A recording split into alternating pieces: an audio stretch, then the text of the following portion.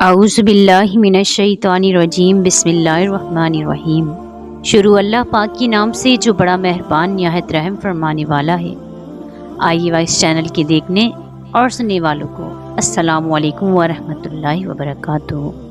ناظرین، اولیاء اللہ اور عارف باللہ حضرات کی تاریخ میں بابا تاج الدین ناگپوری کی ذات ایک پورا باب ہے، جس کو پوری طرح سمجھنا ہم جیسے لوگوں کے لیے تو کجا بڑے بڑے لوگوں کے لیے بھی ممکن نہیں ہے۔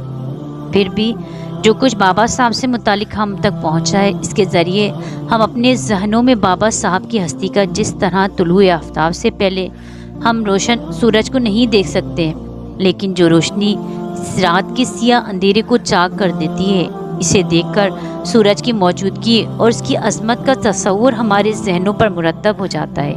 اہل نظر سے یہ بات مخفی نہیں ہے کہ بابا صاحب جیسے عظیم المرتبت ہستی 3500 سال میں پیدا ہوتی ہے۔ بابا تاج الدین ناگپوری رحمۃ اللہ علیہ کا تذکرہ کوئی قصہ پارینہ نہیں۔ آج بھی ہمارے درمیان ایسے لوگ موجود ہیں جنہوں نے بابا صاحب کو دیکھا، ان کی باتیں سنی اور ان کے انداز و اعتبار کا مشاہدہ کیا۔ ماضی قریب میں بہت سے لوگ ہم سے جدا ہو گئے جن کی آنکھیں بابا صاحب کی شان و جلال اور جمال کی امین تھیں۔ ان لوگوں میں عام طبقے سے لے کر اعلیٰ تعلیم یافتہ نہایت قابل اور مقتدر افراد شامل ہیں۔ ان حضرات نے جب بھی بابا صاحب کا ذکر کیا یا تذکرہ کرتے ہیں تو ان کا لہجہ بدل جاتا ہے، انداز بیان میں تبدیلی آ جاتی ہے، احترام، عقیدت اور اعتراف عظمت ان کے ایک ایک لفظ سے ٹپکنے لگتا ہے۔ آج ہم یہاں بابا تاج الدین ناگپوری رحمۃ اللہ علیہ کے کچھ واقعات پیش کرنے جا رہے ہیں۔ دربار تاج الاولیاء کے حاضر باش لوگوں، عقیدت مندوں اور زائرین کا معمول تھا کہ مختلف قسم کے کھانے پکا کر بابا صاحب کو پیش کرتے۔ بابا صاحب کسی میں سے کچھ کھا لیتے، باقی کھانا وہاں موجود لوگ کھاتے۔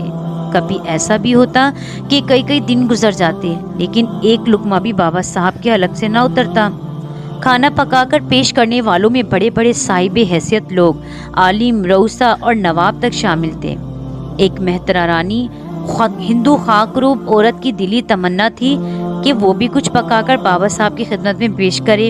ایک عرصے سے یہ خواہش اس کے دل میں مچل رہی تھی، لیکن یہ سوچ کر اس کی ہمت نہیں ہوتی تھی کہ بابا صاحب کے حضور کھانا پیش کرنے والوں میں بڑے بڑے عمراء اور اونچی ذات کے لوگ ہوتے ہیں، مجھ نیچ ذات کو کون پوچھے گا؟ پتہ نہیں لوگ یہ کھانا پیش کرنے کی اجازت دیں گے بھی یا نہیں۔ خلوص کے ہاتھوں مجبور ہو کر ایک دن وہ اپنی بساط کے مطابق کھانا پکا کر شکر درا لائی، لیکن نیچ ذات ہونے کے خیال سے اس کے بڑھتے ہوئے قدم پھر روک دیے۔ خوف کے مارے اس نے اپنا کھانا ایک امرود کے درخت سے باندھ دیا۔ بابا تاج الدین راجہ رگھو جی کے محل میں موجود تھے۔ کھانے کے وقت انہوں نے کھانا طلب کیا۔ حاضرین نے اپنے اپنے توشہ دان کھول کر پیش کیے۔ بابا صاحب نے کسی کی طرف توجہ نہ دی، فرمایا، یہ نہیں کھاتے، وہ کھانا لاؤ جو درخت سے بندھا ہے۔ کسی کی سمجھ میں یہ بات نہیں آئی کہ کون سا کھانا ہے جو درخت سے بندھا ہے۔ حاضرین ادھر ادھر دیکھ کر خاموش ہو رہے۔ یہ صورتحال دیکھ کر محترمہ رانی دور جا کر ایک جگہ بیٹھ گئی اور وہاں سے یہ منظر دیکھنے لگی۔ لوگوں نے بارہا کوشش کی کہ بابا صاحب کسی توشہ دان سے کھانا کھا لیں، لیکن بابا صاحب نے کسی کھانے کو ہاتھ نہیں لگایا۔ آپ برابر یہی کہہ رہے تھے کہ وہ کھانا لاؤ جو درخت سے بندھا ہے۔ کچھ دیر بعد بابا صاحب خود اٹھے اور محل سے باہر اسی امرود کے درخت کے پاس پہنچے جس سے محترمہ رانی کا کھانا بندھا ہوا تھا۔ انہوں نے توشہ دان اتار کر کھولا اور وہیں بیٹھ کر کھایا۔ لوگ یہ معلوم کرنے میں لگ گئے کہ توشہ دان کا مالک کون ہے۔ آخر محترمہ رانی نے جا کر سارا معاملہ بتایا اور خود فرتے خوشی سے جھومنے لگی۔ اس کی دلی مراد پوری ہو گئی۔ ایک ضعیف العمر صاحب مدراس سے بابا صاحب کے پاس آئے اور کہا، حضور، آپ کے پاس راجہ، نواب اور صاحب حیثیت لوگ بھی آتے ہیں، کسی سے اتنی رقم دلوا دیجیے کہ میں حج بیت اللہ کی سعادت حاصل کر لوں، یہ میری سب سے بڑی خواہش ہے۔ بابا صاحب نے انہیں اطمینان دلایا۔ دن گزرتے گئے، یہاں تک کہ حج پر جانے کا وقت قریب آ گیا۔ ان صاحب نے دوبارہ عرض کیا، بابا صاحب خاموش رہے۔ اسی خاموشی میں حج پر جانے کا وقت بھی گزر گیا۔ یہ صاحب نہایت مضطرب اور بے چین حج سے ایک روز پہلے بابا صاحب کی خدمت میں آئے اور عرض کیا، حضور، کل سے حج شروع ہو جائے گا، لیکن آپ نے حج پر جانے میں میری کوئی مدد نہیں کی۔ اگلے دن بابا صاحب حسب معمول باہر نکلے تو ان صاحب نے دوبارہ اپنی بے چینی اور محرومی کا ذکر کیا۔ بابا صاحب نے ان کا ہاتھ پکڑا اور کچھ دور لے جا کر ایک جگہ پر بٹھا دیا۔ بیٹھے بیٹھے ان صاحب کی پلکیں بوجھل ہو گئیں اور وہ وہیں لیٹ گئے۔ کیا دیکھتے ہیں کہ وہ مکے میں موجود ہیں اور حاجیوں کے ساتھ مناسک حج ادا کر رہے ہیں۔ وہیں پڑے پڑے انہوں نے تمام مناسک حج ادا کرتے خود کو دیکھا۔ حج کا وقت ختم ہوا تو بابا صاحب وہاں پہنچے اور ان سے کہا کیا یہیں پڑا رہے گا؟ ضعیف العمر صاحب کے پپوٹوں میں حرکت ہوئی اور وہ اٹھ کر مستانہ وار بابا صاحب کے ساتھ ہو لیے۔ یہ ضعیف العمر مدراسی صاحب بعد میں نانا کے نام سے مشہور ہے اور آخری وقت تک تاج آباد میں رہے۔ مدراس کے رہنے والے ایک برہمن کسی آفس میں کام کرتے تھے۔ انہوں نے آفس سے 4 روز کی چھٹی لی اور بابا تاج الدین رحمۃ اللہ علیہ کی زیارت کے لیے حاضر ہوئے۔ جب رخصت کی میعاد ختم ہونے لگی تو انہوں نے بابا صاحب سے واپسی کی اجازت چاہی، لیکن بابا صاحب نے اجازت نہیں دی۔